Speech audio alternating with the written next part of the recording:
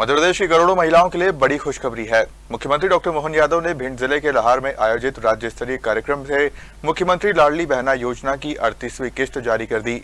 इस दौरान पात्र महिलाओं के खातों में डीबीटी के माध्यम से राशि ट्रांसफर की गई। मुख्यमंत्री डॉक्टर मोहन यादव ने एक क्लिक के जरिए प्रदेश की 1 करोड़ 25 लाख से अधिक लाडली बहनों के बैंक खातों में 1835 करोड़ रुपए की राशि ट्रांसफर की। योजना के तहत पात्र महिलाओं को 1500 रुपए प्रति माह की आर्थिक सहायता सीधे उनके बैंक खाते में भेजी जाती है। मुख्यमंत्री ने कहा कि राज्य सरकार का उद्देश्य महिलाओं को आर्थिक रूप से आत्मनिर्भर बनाना और परिवार तथा समाज में उनकी भागीदारी को और मजबूत करना है। मुख्यमंत्री लाडली बहना योजना महिलाओं के आर्थिक सशक्तिकरण की दिशा में प्रदेश सरकार की प्रमुख योजनाओं में शामिल है। क्षेत्रों में समान रूप से आगे बढ़ते हुए हमारी सरकार के माध्यम से मुझे इस बात की प्रसन्नता है, जब मैं यहाँ बेटियों की तरफ देखता हूँ, बड़ी संख्या में हमारी लाडली बहनाएं बेटी, जोरदार अभिनंदन करें प्रदेश भर की लाडली बहनाओं के लिए। ये कांग्रेस के प्रदेश अध्यक्ष बेशर्मी से बोलते हैं, आप लाडली बहनाओं का पैसा मत बढ़ाओ, पैसा मत दो, इनको रुपया देते हो तो लाडली बहनाएं दारू पीती है, शराब पीती है। अरे शर्म से डूब मरना चाहिए कांग्रेस के अध्यक्ष को। यह माता बहनों का अपमान है, यह हमारी अपनी देवी संस्कृति का अपमान है। हमारे यहाँ तो कभी माता बहनों को इस निगाह से देखा भी नहीं जाता, लेकिन कांग्रेस की नीति और कांग्रेस की नीयत सदैव इसी भाव की रहती है। उनके शासनकाल में उन्होंने तो फूटी कोड़ी कभी दी नहीं, लेकिन हमारी सरकार, हमारी साध्वी उमा भारती जी, बाबूलाल जी गौर, शिवराज सिंह चौहान सरकारों के माध्यम से मध्य प्रदेश लगातार प्रगति कर रहा है। 1000 से प्रारंभ होने वाली योजना आज 1500 रुपए दे रही है। जोरदार अभिनंदन करो लाडली बहनाओं के लिए। आज 38वीं किस्त तक एक सिंगल क्लिक से 1 करोड़ 25 लाख बहनों के खाते में 1835 करोड़ की राशि उनके खाते में डाल दी गई है। 1835 करोड़ की, और सब मिलाकर के जब से योजना चालू हुई, अकेले हमारी सरकार 2.5 साल में 51,000 करोड़ की राशि बहनों के खाते में पहुंचा चुकी है। जोरदार अभिनंदन करो। तुम्हारे तो छाती पे सांप लौटता है, तुमको तो लगता है ये पैसे क्यों दे रहा हूं, क्योंकि आपके परिवार में गरीबी नहीं देखी, बहनों के कष्ट में आप सहभागी नहीं हुए। किसी लाडली बहनों के परिवार में जाके पूछो पैसे का क्या महत्व होता है। भरे में भरा वो उनको मालूम नहीं पड़ता है, लेकिन अभाव में भी 100 रुपए का भी क्या महत्व होता है, ये हमारी बहनों से पूछो। और माता बहनें तो घर के लिए साक्षात जगदम्बा होती है, माता सरस्वती होती है, माता लक्ष्मी का हम स्वरूप देखते हैं।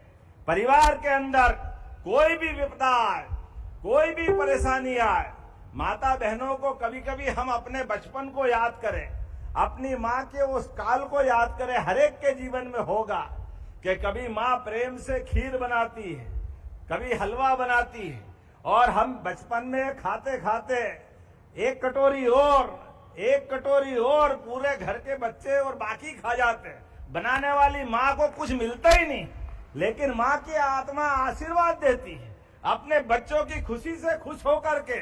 उसको लगता उसका आपका पेट भरा गया, वो अपने आप उसको आनंद आ जाता। कितना अच्छा लगता माता बहनों के। माता बहनों के आधार पर हमारे घर की शोभा होती है। हमारी कुटुंब की सबसे बड़ी संस्कृति का विशेषता है, भारतीय सनातन संस्कृति में ये घर की रीढ़ होती है, जिनके कारण से घर को घर बनाने का मौका मिलता है। अन्यथा घर तो सीमेंट कंक्रीट का जंगल हो जाएगा, लेकिन माता बहनों से घर की इज्जत बढ़ती है। और हमारी सनातन संस्कृति में इसीलिए भैया दूज, रक्षाबंधन और देवी देवता भी अपनी जयकारे के पहले जगदम्बा को याद कराते हैं। कन्हैया भी राधा जी को याद नहीं करो तब तक आशीर्वाद नहीं देते हैं। बोलो राधे।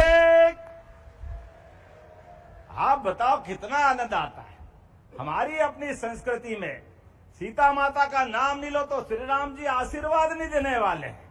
हमारी नमक पार्वती पते हर हर, भोले बाबा भी पार्वती मैया का नाम नहीं लो तो अपनी समाधि में आग भी खोलने वाले नहीं है। लेकिन जैसे ही जगदम्बा का नाम लिया तो दोनों हाथ उठा करके अपने पूरे खानदान को आशीर्वाद देते, वो आनंद से सराबोर कर देते। ये हमारी संस्कृति है। इसलिए हमने कहा एक बार नहीं 100 बार, लाडली बहनों के लिए जो बनेगा सब करते रहेंगे। जोरदार अभिनंदन करो बहनों आपके लिए। अब तो और आनंद आएगा। ये समय वापस आ रहा है। कांग्रेस की धरती डोल रही है। देश का भूगोल बदल रहा है। बीते समय लोकसभा के अंदर कांग्रेस के लोगों ने, कांग्रेस की बड़ी महिला नेत्री जो कहती थी लड़की हूं लड़ सकती हूं, वो लड़की लड़ नहीं सकती थी। बहनों की आशा पे तुषारापात करके सांप की तरह कुंडली मार के बैठ गई। दुनिया ने देखा है। जब 33% आरक्षण का मामला आया तो विरोधी दलों को मिलाते हुए कांग्रेस की उसी नेत्री ने और एक वो पप्पू भैया सारे के सारे इकट्ठे हो गए और सबने मिलकर के बहनों के हक पे डाका डाला है। मुझे इस बात की प्रसन्नता है, जैसे स्प्रिंग को जितना दबाओगे छोड़ते उतनी ताकत से उछलती है, ऐसे ही इनके कर्मों के आधार पर माननीय प्रहलाद जी भाई साहब ने कह दिया है। आज इसी स्थान पर लगभग हमारी 322 करोड़ की 56 योजनाओं की सौगात मिली। जोरदार अभिनंदन करें एक साथ। 325 करोड़ के आसपास की योजनाओं की सौगातें मिली है। उसमें कई योजना है। उसमें एक योजना भगवान कृष्ण के उस गुरुकुल वाली व्यवस्था की भी है। सांदीपनी विद्यालय, भगवान कृष्ण ने जहां गरीबी और अमीरी की दोस्ती का सबसे बड़ा इतिहास बना, कृष्ण और सुदामा की दोस्ती का, वो सांदीपनी ऋषि का काल इसी महीने गुरु पूर्णिमा आने वाली है।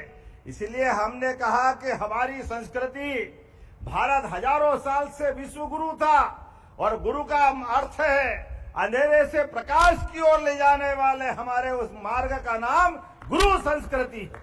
इसलिए हमने कुलपतियों के नाम भी बदलकर उनको कुलगुरु किए हैं और गुरु पूर्णिमा के अवसर पर प्रदेश भर में सांदीपनी विद्यालयों की बड़ी सौगात दे रहे हैं। 4 विद्यालय तो आपके इसी जिले में दे रहे हैं। जोरदार अभिनंदन करें सांदीपनी विद्यालय के लिए।